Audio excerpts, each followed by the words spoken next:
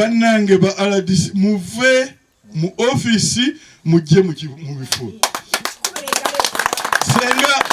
senga RDC ono yajjako wano lwe nasooka omuwandiikira n'ayita olukiiko nga luno n'awuliriza kino kyandibadde tekyatuusa dda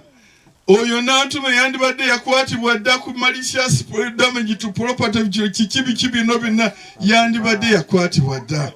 era ekikulu naye ate oli omulala bamukwata bosa emisango olw'ebintu biyimirira olw'okuba wazza omusango yes oli RDC w'ekitundu ekyo koli wa RDC wabakola obulungi n'abo bakola emisango bw'abanga notice yamutuuseeko bamwagala nnyo yandibadde aweereza akantu mu prison ne bamuproducinga ne bamuleeta wano nolwekyo erukiiko eno encounter yange eno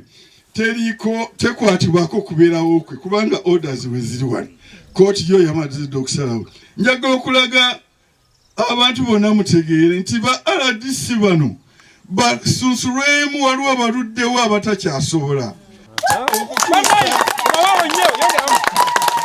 okutuusa nga babaddewo okulonda ne mulonda kubanga RDC gwe nawa ekintu okumala ekiseera kyonna Locus abuuza ebibuuzo nga naweereza dda directive no clarification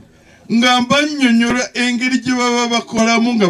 bakugenda bagoberera presidential directive eyo eya court orders on bibanja eviction kiki kye banoonya kiki kye basaba kiki this is not an eviction this is a vesting order nakuwa oli musango nti oli yamubba kakati ekyo lwaki RDC tojja lwaki number one number two lwaki teyayagadde nzigyewo wano kitegeeza nti RDC yabadde ali bumu n'okubba kuno kwaliwo wano simanyi mbuuza kibuuzo kubanga neewonya njaga okukisa ku rekodi eno yokka ye district yokka mu zonna zentambudde mu Uganda RDC n'atabeerawo bwe babadde nga tebasobodde kuba bampa okwetonda okuyitirivu ne baŋŋamba nti deputy kyokka bwe namugambye nti oba gwe tobeewo n'aŋŋamba nti kale njagamba RCC wa Mukono bwe nangambye bagundi bange badde bategeka nti no okay mu muŋambire oyo RCC yazzeemu nti sirinaako ne programu eyo yonna sigimanyiiko bwe banga kwe kuddamu n'emukubira ndowooza zabadde saawa meka nabadde nva mu parliament saawa oba zabadde nga 10 oba 11 kuba abawodde wange nti RDC tumukubira takwata nenkwata nemukubira era yaluddewo nga tanakwata nemugamba nti nzija era kyengenda okugiramu abo ngenda kutuuka ku kifo ekyo nyinza obutakola declarations zentera okukola bulijjo nti kiggwerawo awo olw'okuba kino kyonyonyonyodde naye kangende ku ground nenkola ne other investigations lwaki njogera bwe ntyo ekintu kino bwe nasooka okukifuna nze nga munamateeka nafuna bwe baleeta petition nembaga mulina endagaano nga nziraba nendaba mujeki nga nkiraba nendaba nga bavudde ne mu kooti ne judgment yino nengamba kino mugula ono ayagala kubabbayo bubbi n'endagaano mugiyina ne judgment mugiyina nempandikira RDC ne mugamba nti abo basse mu possession n'endagaano yino RDC yaŋŋamba nti naye balinako court order neŋŋamba nti nuko eno si court order ya eviction presidential directive eya 28 February 22 yagamba nti tewali wa kibanja nga agogenda okugoba ku kibanja olw'okuba oli alina court order anaagobwangako nga court order eyo teyise wa RDC anaitanga olukiiko lwa district security committee ne bagireeta ne minister wa lands n'agitulamu bibanja holders kino si kibanja nenagamba bantu newankubadde olw'okuba nti RDC kino akyagala kimwanguyize mugende mufune court order yo. Actually, normally judgment webanga yo ettaka liryo. Lwaki ogenda mu extract space ate to extract court order? Oba tikyetaagisa. Naye olw'okuba RDC yakisaba okujjako nakyewuunya ne ngamba RDC ono wangeri ki atamanyi njawulo wakati w'ekibanja ne nannyini ttaka ababbinganye n'abatabinganye n'ono n'awangula wangeri ekyoyo n'angamba bafune order. So I said okay, mugende mufune order. Ne bagifuna nendowooza nti kikoleddwa naye resente kyakolwawo nga tekikolwanga. Vesting order egamba nti ettaka ndowooza ono yabadde akinnyonnyola bano baganya ono omukyala agenza okulaba nga teyabawa bufaananyi teyabasayiningira n'alimanya nti ate balina kiki mu magezi g'amatono awo yarabira nga tamanyi tino bw'oba n'ebyo ng'oli aganya ogenda mu kooti n'ekuwa vesting order n'ekutransferingisa n'okomawo ku kintu kyo. Balina vesting order eno nagiraba nga ya 26 Maachi 2012 emyaka egyo ng'emeka tekijja kusoboka nze minisita wa gavumenti President Museveni gwe yassa mu buyinza nampa omulimu guno ogw'okutambulanga ku by'ettaka nesanga ng'omusajja wa LC1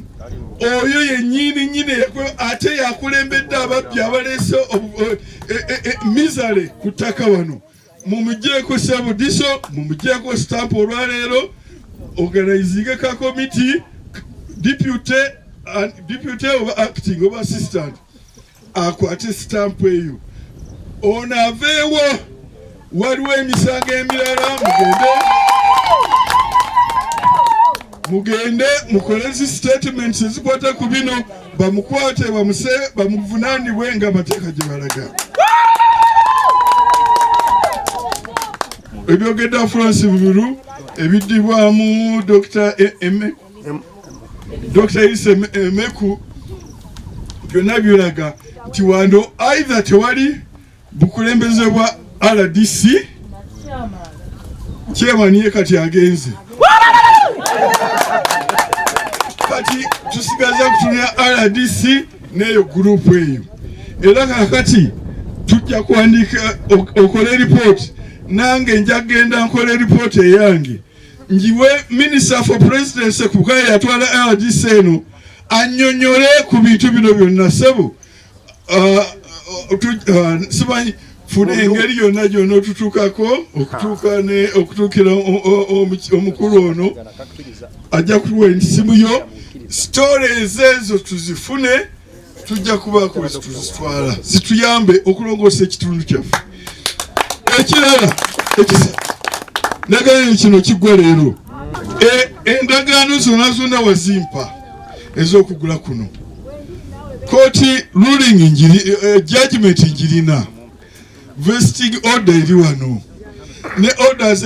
confirming judgment naye eri wano ate kiki kyeninda agreement of sale weziri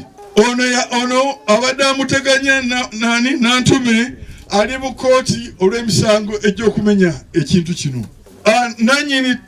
order egamba nti nanyini ttaka atwale ettaka lye njirina wano order ekakasa nti no yanywezebwa nayo njirina wano. Number 1 RDC yabadde ava ku ki okuŋŋamba nti ate order eno etwalibwe ku poliisi annyonnyole ekintu ekyo. Number 2 nanyini ttaka twala ettaka lyo okuva kaakati.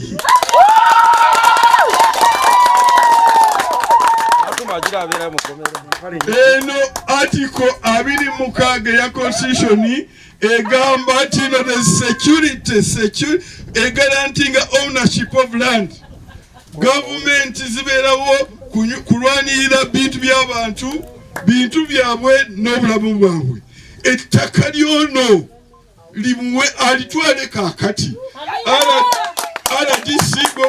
oli presenting diso oli presenting RDC eyalabye nti no kikulu nnyo obutabeera mu district nga minister waali kubikwata ku bantu bwe ababbiddwa nabyo babonyezebwa kyokka yalabye nti kikulu nnyo obutabeerawo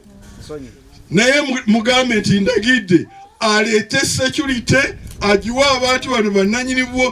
kino ekyakolebwa ku bantu bano kyema okukolebwa nate